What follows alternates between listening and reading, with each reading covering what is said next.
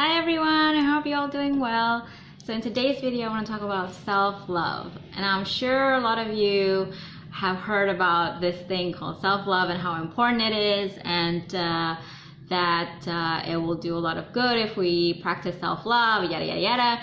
I kind of want to talk about what it actually is first of all before we get into how important it is and why some of us may find it difficult to practice self-love. Because it's a lot easier said than done. Some of us may feel confused as to why is it that although I really want to learn how to love myself, it still can be so difficult sometimes, and it can be very much of a challenge for me to practice it. We'll get into that in this video, but first and foremost, I kind of want to talk about what it actually means to practice self-love, or what it actually even means to love ourselves. My favorite analogy for me on how I can kind of best describe self-love is, I guess it is like the love that a mother would have for her child, or the love that a father would have for his child. So imagine yourself as a parent and you have this child, and you would want to do your very best to take care and make sure this child is happy and healthy. You want to make sure this child is eating the best of foods, meaning the fruits and vegetables and lots of nutrients. You also want to make sure this child is feeling secure and safe. You want to make sure this child feels loved. You want to make sure no harm comes to this child. So God forbid if anybody bullies him or her, you would be the first to kind of protect your child. And imagine that kind of love, the same degree of love, the same intensity, the same proactiveness of that kind of love, and imagine it being applied to yourself, by yourself. That is what self-love is us being our guardian, is us being our number one fan, is us being our number one supporter. It's us on a daily basis reminding ourselves that we are good enough, and reminding ourselves, all right, how do you feel? What do you think about this? And honoring our desires and needs and wants. That is self-love. And it also is about self-growth. It's also about making sure that we are not putting ourselves in situations where we could potentially hurt ourselves and other people. That is self-love. Now, the thing is that although all that sounds great, right? All that sounds wonderful. However, it can be really tough for some of us to practice that, or to even believe in that. For those of us that find it tough to practice self-love, don't worry, because there's also a reason why we feel that way in the first place. And this is what I kind of want to get into in this video. The reason why some of us may find it difficult to practice self-love is because we learned firsthand how to treat ourselves from the people that we grew up with. As children, depending upon who we grew up with, it doesn't necessarily have to be our parents, by the way. It could be, I don't know, if you grew up with your grandparents, if you grew up with guardians, if you grew up in a boarding school, there will be teachers there. So whoever that we grew up with, the adults that we grew up with, how they treated us, how they make us feel, and the things that they say to us will really influence how we will end up later on in our adulthood treat ourselves. We absorb how people treat us, and we kind of internalize that and treat ourselves that way. Now, for some of us who grew up in a healthy environment where the adults around us took care of us really well, made sure we feel safe, make sure we feel loved, make sure we feel accepted, etc., etc., it can be far easier for us to practice self-love.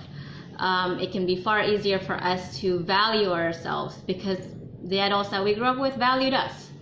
However, for those of us who grew up in a toxic environment, or even in an abusive environment, it can be really, really tough. Feelings of self-punishment, self-guilt, self-blame, self-shame, and self-hatred, and self-destructiveness, and you can imagine. Now, just because some of us grew up in a toxic environment, or some of us grew up in an environment where we weren't really allowed to voice our opinions and voice our feelings and thoughts, it doesn't necessarily mean that it's doomed. You know, we're doomed for life. It means that we now have the opportunity and a chance to finally give that inner child within us the love that he or she deserved. Although it may be difficult and although it may feel impossible, it doesn't necessarily mean that it can't happen. Oftentimes these thoughts of unworthiness and these thoughts that we are not good enough, if we're not careful, we can internalize that and we can make that into a fact. What is important and what is needed in order for us to be able to love ourselves is to first and foremost be aware and kind of reevaluate where these sort of thoughts and feelings came from, because they all came from somewhere. And it's important to kind of differentiate our own perception of ourselves with the perception that the adults had of us growing up, because oftentimes we kind of can mix them together. For example, you can totally feel actually fine with yourself and happy with who you are. However, because you were told growing up that something is wrong with you and that you're weird, or that you're rude, or that you're this and you're that, that can then get mixed up, and then we can start feeling like, oh my God, that is how I am and that's how I think about myself also, when in fact it's not true. We need to break the pattern by being aware. We need to then replace these old perceptions that we had of ourselves from other people with new ones. Only then can we start practicing the self-love, and only then can we start valuing ourselves and slowly go one step at a time into learning to accept the flaws and the strengths that we have, and to kind of love ourselves unconditionally, regardless of the bad days and the good days, and to kind of be there for ourselves. The reason why self-love is so important is because the relationship we have with ourselves is going to influence and mirror the relationship we have with other people.